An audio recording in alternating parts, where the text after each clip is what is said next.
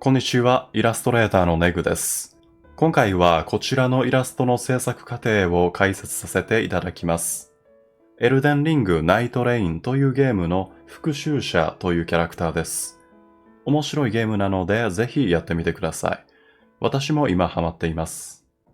まずは構図を考えることが一番最初にやるべきことです。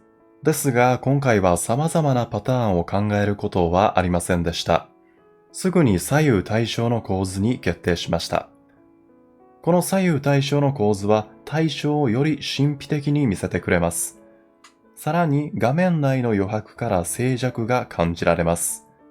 このキャラクターを表現するのに相性がいいですよね。この構図は From Software の作品のパッケージでもよく見られます。作品の雰囲気に合っていてかっこいいですよね。私はこの左右対称の構図が好きでよく使っています。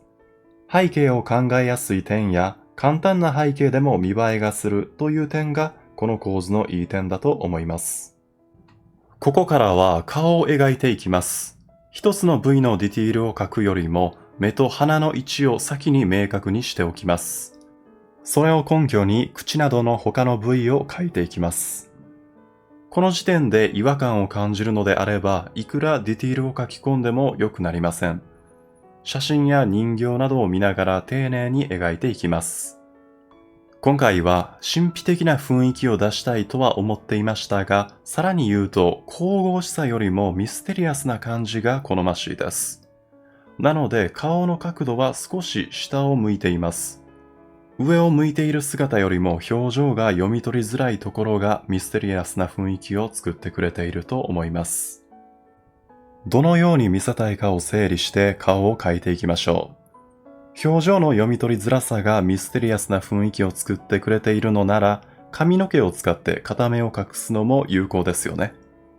線画をすべて描き切る前にライティングを決めて完成図を想像しやすくします。スポットライトのような光源を想定して陰影ははっきりと描いていきます。シンプルな構図でも退屈な印象になりづらくて、より神秘的な雰囲気を出してくれてますね。髪の毛や鼻を描くときは大きさが一定のブラシよりも筆圧を感知するブラシを使うと面白いシルエットになりやすいです。顔のライティングに悩んだ時は実際に人形を光で照らして観察してみるのも有効です。上から光が降り注いでいると言っても少し角度が変われば与える印象も大きく変わってきます。今回はミステリアスな雰囲気も必要なので影の面積が大きくなるようなライティングにしています。鼻に光が当たるのもいいですね。ここからはしばらく線画を描いていきます。先ほどライティングを行いましたが、それによって一つ収穫がありました。それは画面の下の方にはほとんど光が届いていないということです。コントラストの強い顔付近に目線が行くので、そうでない場所はあまりディティールを書き込む必要がありません。書き込みが必要な場所といらない場所をこの時点で整理しておくと効率よく制作しやすいです。一度完成図を見てみましょう。上半身の描写は線画の密度が高いですね。それに対して画面下の方に線画は少ないです。それだけではなく、その線画の粗さを隠すようにソフトブラシで影を作っています。これも視線誘導のお話です。巨大な骨の線画を描いていきます。ちなみにゲーム内では彼女がこの巨大な骸骨を召喚し刺激しています。手の骨格は繊細で複雑な形状をしています。ですので、しっかりと資料を用意します。自分の手を見るだけではなく、今回は骨格も調べたいので、iPad で購入した解剖学用のアプリを参考にしました。様々な角度から見ることができるのが強みです。アプリを持っていない場合は、Sketchfab というサイトもおすすめです。こちらも様々な角度から見ることができます。例えばこちらのイラストの恐竜の骨格もこのサイトを参考にさせていただきました。一度ライティング用のレイヤーも表示してみましょう。そうすることでどのあたりにコントラストができるのかを観察しながら線画を描くことができます。線画とライティングを並行して進めるとこのような描き方ができます。私は最近この描き方をしています。この後は全体に色を与えるためにグラデーションマップを使用します。今回はこのような色のグラデーションマップです。明るい部分は暖色、暗い部分は寒色になります。その後トーンカーブを使用して明暗を調節します。これで全体に色が与えられ、より頭の中で完成図が見えてきました。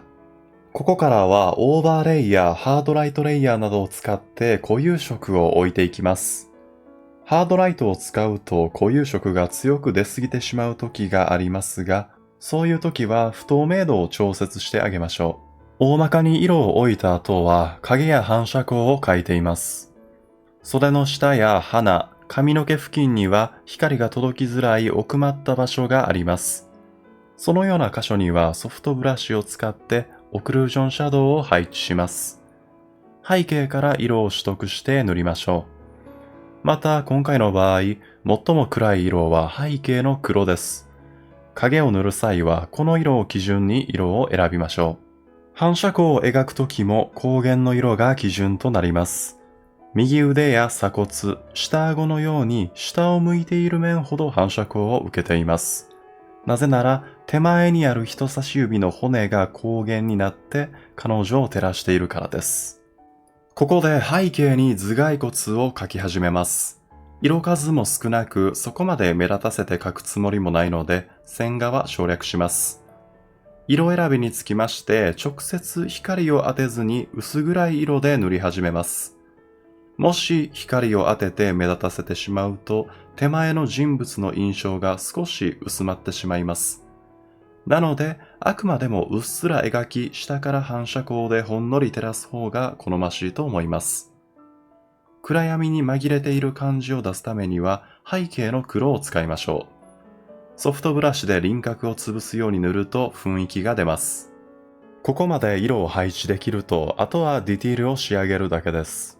指先などは細かいパーツですが、顔の周りにあるために目立つ部位です。上を向いている面は光で強く照らして、下を向いている面は反射光で優しく照らします。反射光の強さについては、リアリティよりも絵的に効果的かどうかを優先しましょう。例えば下からの反射光が強すぎて顔が明るく照らされてしまうと、この絵に明るい雰囲気が生まれてしまいます。ダークファンタジー的な作品にはあまり合いませんよね。程よくイラストに嘘を混ぜ込みましょう。先ほど骨の明度を全体的に上げましたよね。これもイラストにおける嘘です。これほど強く骨に反射光が当たっているのなら、同様に人物も照らされているはずです。これは現実的な描写ではありません。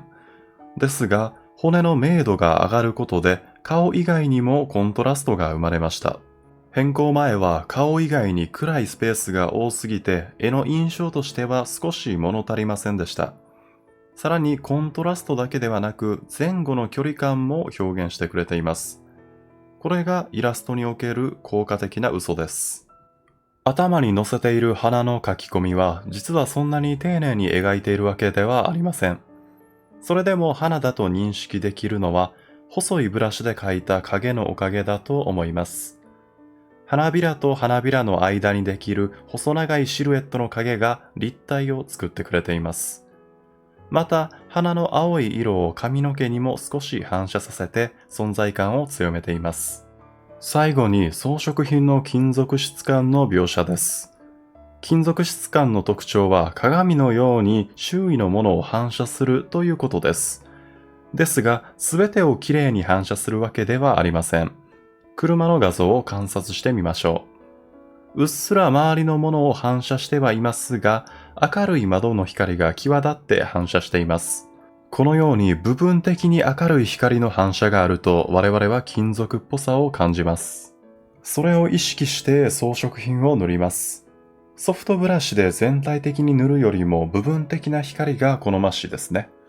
また周りの色を反射するので少し暗い色や青い色を配置します。